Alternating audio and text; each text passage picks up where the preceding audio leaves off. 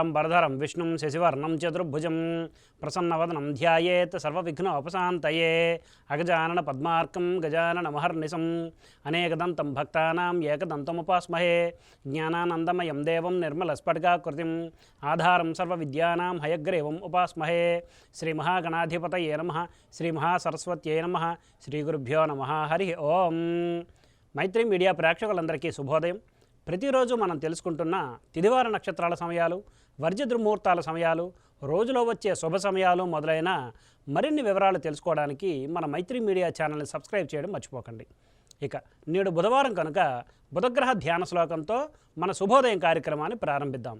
ఓం ప్రియంగుకళికాశ్యామం రూపేణ అప్రతిమం బుధం సౌమ్యం సత్వగుణోపేతం తం బుధం ప్రణమామ్యం అనే ధ్యాన శ్లోకాన్ని ఈరోజు అవకాశం ఉన్నంత వరకు పారాయణ చేసి సత్ఫలితాలు పొందగలరు. ఆంగ్ల తేదీ ప్రకారం తేదీ 14/2/2024 బుధవారం. నేడు శ్రీ పంచమి, వసంత పంచమిగా వ్యవహరిస్తారు. సరస్వతి అమ్మవారికి అత్యంత ప్రీతికరమైన రోజు. శ్రీ శోభకృతనామ సంవత్సరం, ఉత్తరాయణం, శిశిర ఋతువు, మాఘమాసం, శుక్లపక్షం, పూర్ణతిథి అయిన పంచమి రాత్రి 6:16 వరకు ఉన్నది. పిమ్మట షష్ఠి. రేవతి నక్షత్రం సాయంత్రం 4:42 వరకు ఉన్నది. పిమ్మట అశ్విని నక్షత్రం.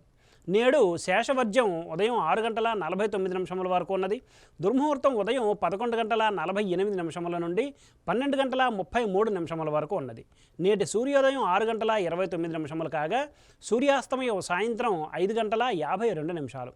ఈరోజు బుధవారం కనుక ఉత్తర దిశగా ముఖ్యమైన ప్రయాణాలు చేయటం అనుకూలం కాదు. మరియు పశ్చిమ దిశగా చేసే ప్రయాణాలు కార్యసిద్ధిని చేకూరుస్తాయి. నేటి శుభ సమయాల్ని పరిశీలిస్తే పగలు 9:30 నుండి 10:30 వరకు, రాత్రి 8 గంటల నుండి 8:30 వరకు మంచిది.